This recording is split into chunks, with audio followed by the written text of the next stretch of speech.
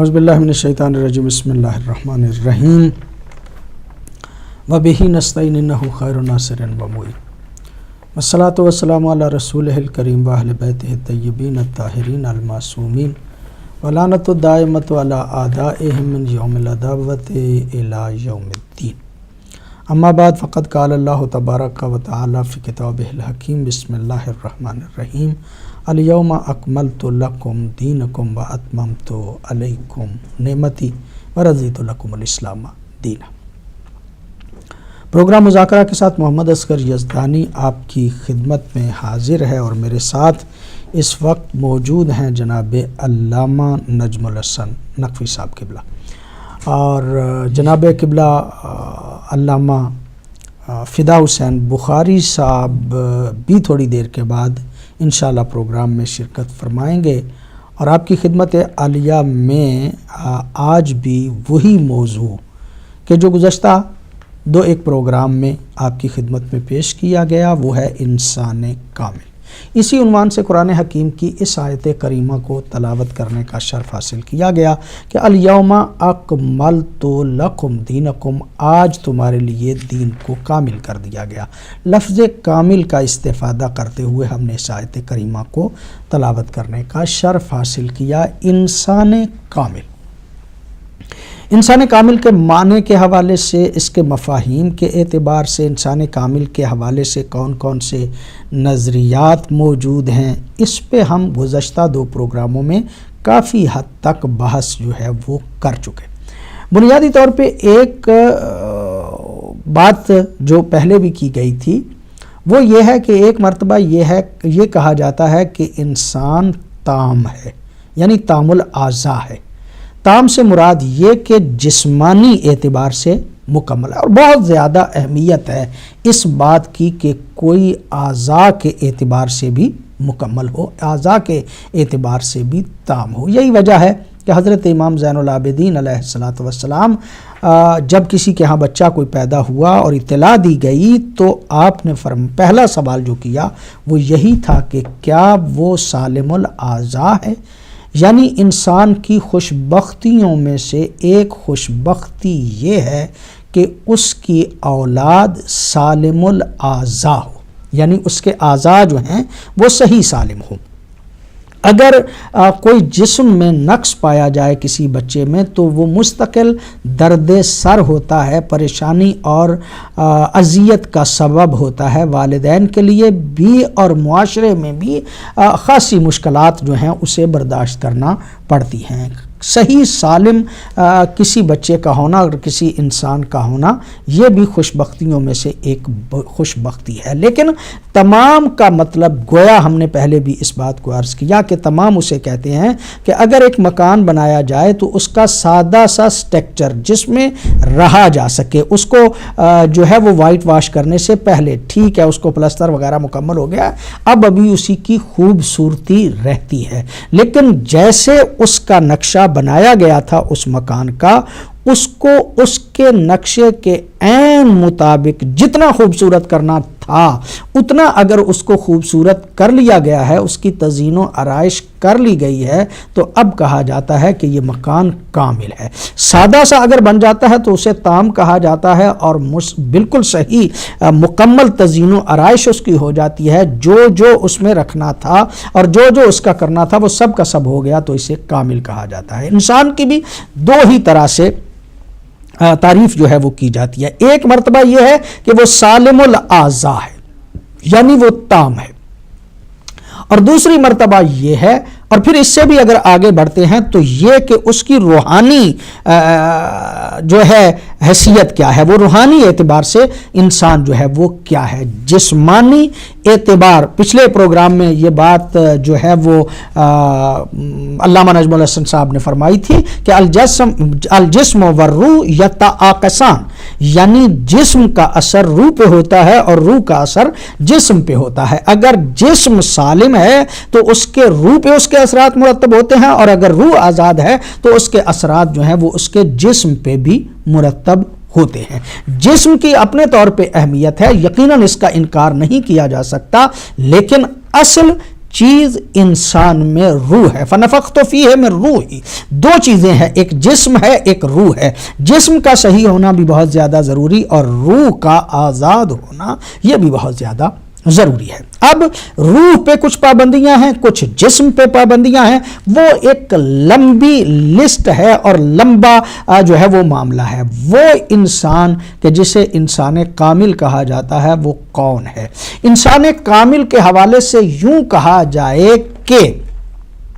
وہ افراط و تفریط کا شکار جو ہے وہ نہ ہو. انسان کامل وہ ہے کہ جو کام اسے کرنے چاہیے وہ کرے روحانی طور پہ، اور جو چیزیں باعث نقص ہیں ان سے وہ بچا رہے. تو ایسے انسان کو انسان کامل، یا دوسرے لفظوں میں یوں بھی کہا جا سکتا ہے کہ وہ انسان جو معتدل ہو، جس میں اس کی تمام صفات خصوصیات جو ہیں وہ اعتدال سے پائی جاتی ہوں. یہ نہ ہو کہ کوئی چیز زیادہ پائی جاتی ہو کوئی کم پائی جاتی ہو. فرض کریں کہ جسم ہی کی اگر ہم بات لیتے ہیں تو اگر کسی کا ایک ہاتھ لمبا ہو جائے تو اس کو جو ہے وہ عیب دار جو ہے وہ سمجھا جاتا ہے. اگر کسی کا کان بڑا ہو جائے، اگر کسی کا فرض کریں ناک جو ہے وہ لمبا ہو جاتا ہے ضرورت سے زیادہ، تو وہ بندہ بھی عجوبہ سا بن جاتا ہے. کسی بھی حصے کا بڑھ جانا گویا متعادل نہیں ہوتا، وہ اس کو متوازن نہیں رہنے دیتا. انسان متعادل،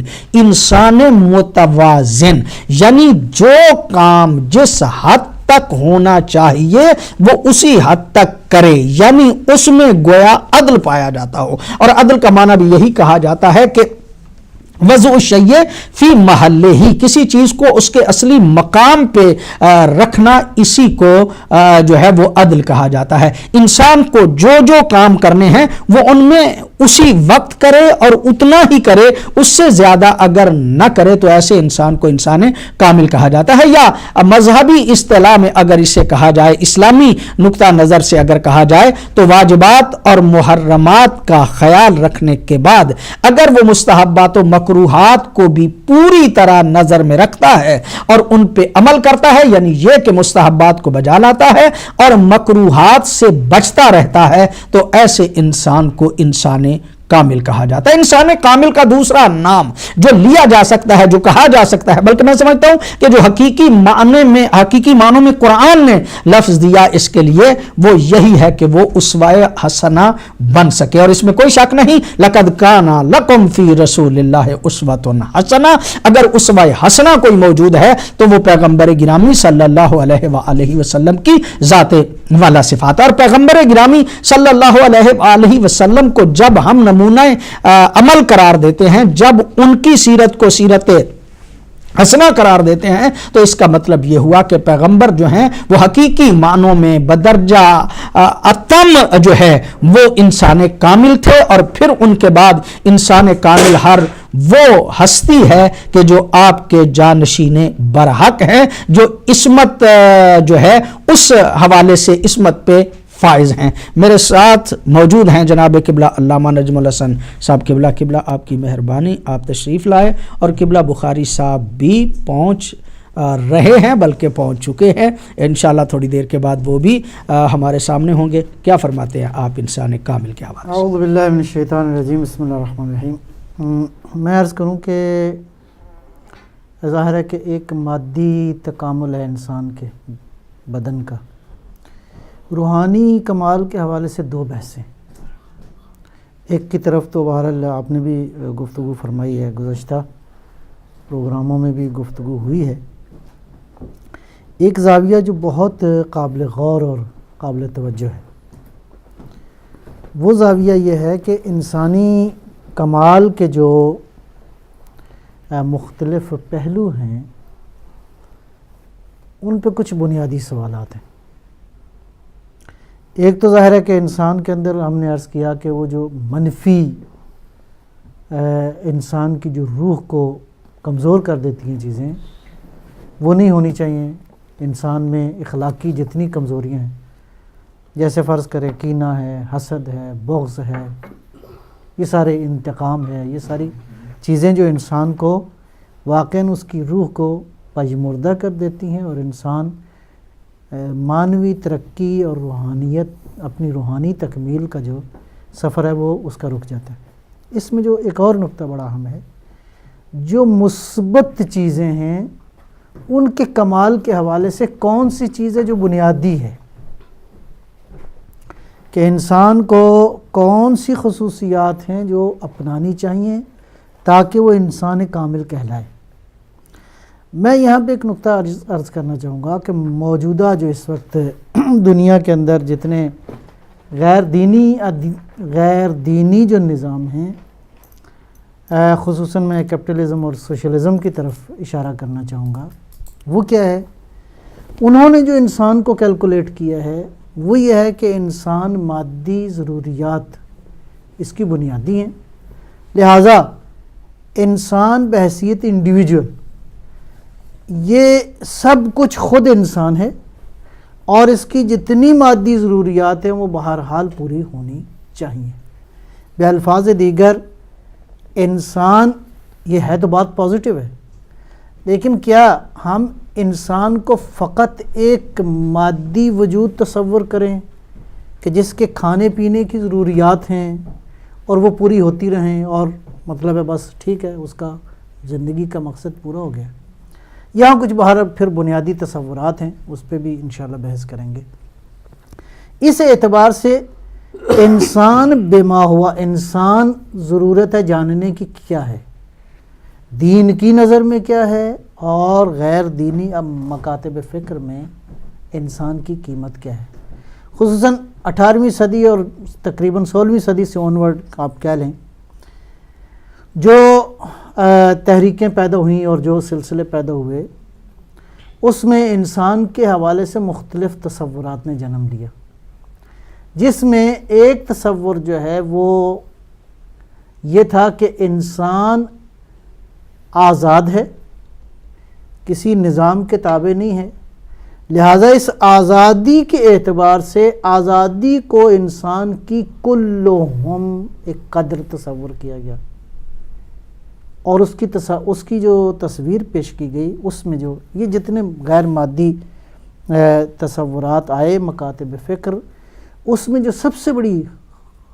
خامی اور نقص آپ کہہ سکتے ہیں جس کی وجہ سے خود آزادی کا تصور بھی وہ تصور نہیں رہا جو کہ اصل اور حقیقی تصور آپ قرار دے سکتے ہیں، وہ یہ ہوا کہ ان تمام تر مکاتب فکر کے اندر ایک وحی کے وجود کا انکار کیا گیا کہ انسان فقط زمین پہ رہنے والی ایک مخلوق ہے، جس طرح باقی جانوروں کے ضروریات مادی ہیں، لہٰذا ہم یہ کہہ سکتے ہیں کہ اس وقت جتنے سسٹمز موجود ہیں، تمرکز فکر جو ہے ان کا وہ اقتصاد ہے کہ انسان کی انڈیویجول اور سوشل جو ضروریات ہیں مادی، وہ پوری ہونی چاہیے، ختم۔ اس کے بعد انسان کی تربیت کے حوالے سے اور انسان کے کمال میں یہی ہے کہ وہ اچھی زندگی بسر کرے، اس کے پاس زندگی کے وسائل صحیح موجود ہوں اور اچھی زندگی گزار کے اس دنیا سے چلا جائے، آگے کا کوئی تصور موجود نہیں ہے۔ کیا آزادی کا یہ تصور درست تصور ہے؟ اسی طرح ہم دیکھتے ہیں کہ اس اعتبار سے یہ ڈیفائن کرنا ضروری ہے کہ انسان کی بنیادی ترین، اب یہاں پہ جب ہم دین کی بحث کرتے ہیں تو دین کہتا ہے کہ انسان جہاں تک مادی زندگی رکھتا ہے، ساتھ ہی ساتھ انسان کی زندگی کا ایک معنوی پہلو بھی ہے، اور اس اعتبار سے انسان اس وقت کامل ہوگا جب تمام تر جتنی مثبت قدریں ہیں یا جتنے مثبت اعمال ہیں یا جتنے مثبت تصورات ہیں وہ بطور کامل اور ہم آہنگ انسان کے وجود میں ترقی کریں۔ ادروائز میں اس کی مثال بھی وہی ہوگی کہ اگر انسان کے مادی وجود میں مثلا کان اگر رشت کر جائے، باقی وجود رشت نہ کرے، تو وہ انسان نہیں کہلائے گا۔ اسی اعتبار سے انسان کے وجود کے اندر کوئی ایک صفت اگر پروان چڑھ جائے اور باقی صفتیں پروان نہ چڑھیں تو وہ انسان کامل نہیں ہے۔ اس کے وجود میں ایک پچھلے پروگرام میں بھی مثال عرض کی تھی، بس ہم فرض کریں خود عالم اسلام کے اندر ایک طبقہ فکر یہ ہے، ایک مکتبہ فکر یہ ہے کہ انسان کا کلہم، اس کا کمال یہ ہے کہ انسان ساری زندگی عبادت میں گزار دے اور اس کی کوئی سوشل لائف نہ ہو۔ ٹھیک ہے جی، اس اعتبار سے رہبانیت کا دین نے نفی کی ہے، اور وہ واقعہ بھی موجود ہے۔ عبداللہ ابن عمر ابن عاص کا جو واقعہ ہے کہ وہ زندگی میں کوئی اس کا کام نہیں تھا سوائے عبادت کرنے کے، روزے رکھنے کے، نمازیں پڑھنے کے، کہ ایسے عالم میں جب نبی اکرم صلی اللہ علیہ وسلم تک یہ بات پہنچی تو مسجد میں گئے، جا کے خطبہ ارشاد فرمایا کہ میں اس لیے نہیں آیا، میں بنیادی طور پہ تمہیں میں یہ سارے امور جو ہے وہ انجام دیتا ہوں، لیکن اس طرح پہ ہم انجام دیتے ہیں کہ زندگی متوازن ہو۔ لہٰذا ایسی عبادت جو انسان کو زندگی کے دیگر پہلوؤں سے روک دے، وہ اس کے کمال کا باعث نہیں ہے بلکہ اس کے کمال کی رکاوٹ ہے۔ لہٰذا یہ بحث کرنا بھی ضروری ہے کہ انسان کامل کا جب ہم تصور پیش کرتے ہیں تو جہاں تک وہ منفی صفات کی نفی کی جانی چاہیے، مثبت قدروں کے ترقی کے حدود میں رہنا، نہ ان کو بھی ہم آہنگ ان کی ترقی ہم آہنگ، یعنی ایک بالکل ایک ایسی متوازن ترقی میں انسان سفر کرے کہ یہ نہ ہو کہ ایک پہلو تو اس کا ترقی کر جائے اور زندگی کے باقی پہلوؤں میں وہ مار کھا جائے۔ بڑی نوازش، بڑی مہربانی۔ قبلہ بخاری صاحب، آپ بھی پروگرام میں بالآخر تشریف لے آئے، مہربانی، شکریہ کہ آپ پروگرام میں تشریف لائے۔ انسان کامل کے حوالے سے گفتگو جاری ہے، اور کیا فرماتے ہیں آپ انسان کامل کے حوالے سے؟ بہت شکریہ۔ بسم اللہ الرحمن الرحیم۔ الحمدللہ رب العالمین بار الخلائق اجمعین، والصلاة والسلام علی اشرف الانبیاء والمرسلین، سیدنا و نبینا و مولانا ابوالقاسم محمد، والصلاة والسلام علی اہل بیتہ الطیبین الطاہرین المعصومین۔ اما بعد، بہت شکریہ، آپ کی مہربانی۔ بحث جاری ہے انسانی کامل کی، اور پچھلے جو پروگرام ہوئے اس میں جو انسان کا تکامل ہے وہ کس چیز میں ہے اس کو بھی بیان کیا گیا، اور آج کے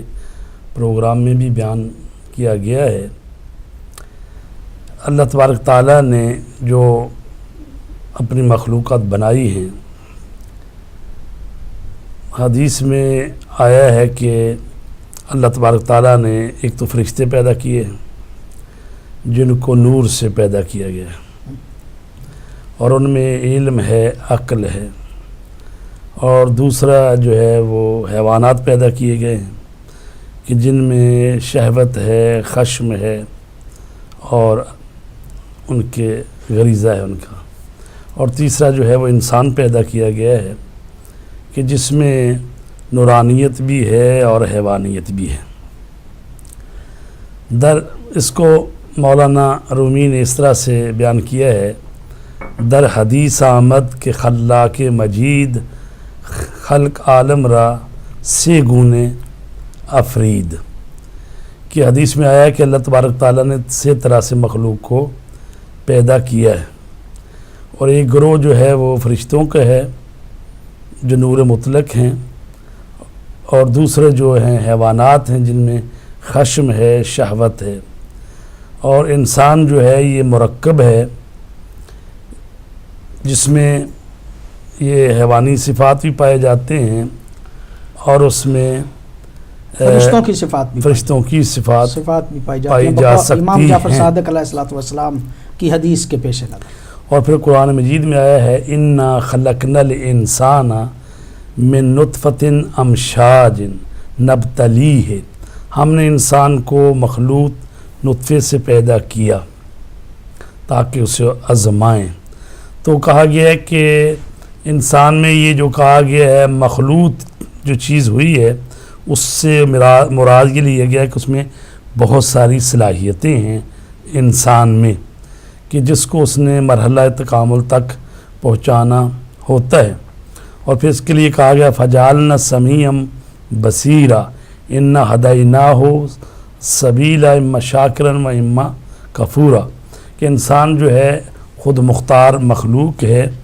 تو انسان جو ہے یہ جب ہم کہتے ہیں کہ تکامل پیدا کرے اور ایک انسان کامل جو ہے تو ایک حیوان کا تکامل اور ہے اور فرشتے کا تکامل اور ہے اور انسان کا تکامل جو ہے اس کا فرق ہے. تو جب ہم کہتے ہیں کمال انسان جو ہے وہ اس کے تعادل اور توازن میں ہے، یعنی جو اس میں صلاحیتیں اللہ تبارک تعالیٰ نے پیدا کی ہیں اس کو اگر توازن دے سکے، تعادل کر لے تو ایک کامل انسان ہے. تو جس طرح حضرت ابراہیم علیہ السلام کے لیے فرمایا گیا ہے کہ ہم نے انہیں آزمایا تو وہ تمام آزمائشوں میں پورے اترے، تو انہوں نے ہماری زبان میں کہیں کہ 100% نمبر لے لیے، فَأَتَمَّهُنَّ. تو ان کے لیے کہا کہ ہم آپ کو انی جاعلک للناس سے امام، ہم آپ کو انسانوں کا امام بنا رہے ہیں. تو امام وہ ہوتا ہے جو دوسرے انسانوں کے لیے رول ماڈل ہوتا ہے، نمونہ عمل ہوتا ہے. تو انسان کامل جب ہم کہتے ہیں تو ہماری مراد ایسے ہی انسان ہوتے ہیں کہ جن میں انسانی اوصاف جو ہیں اپنے حد کمال تک پہنچے ہوتے ہیں اور وہ دوسرے انسانوں کے لیے بھی رول ماڈل ہوتے ہیں. مولا کائنات علی علیہ الصلوۃ والسلام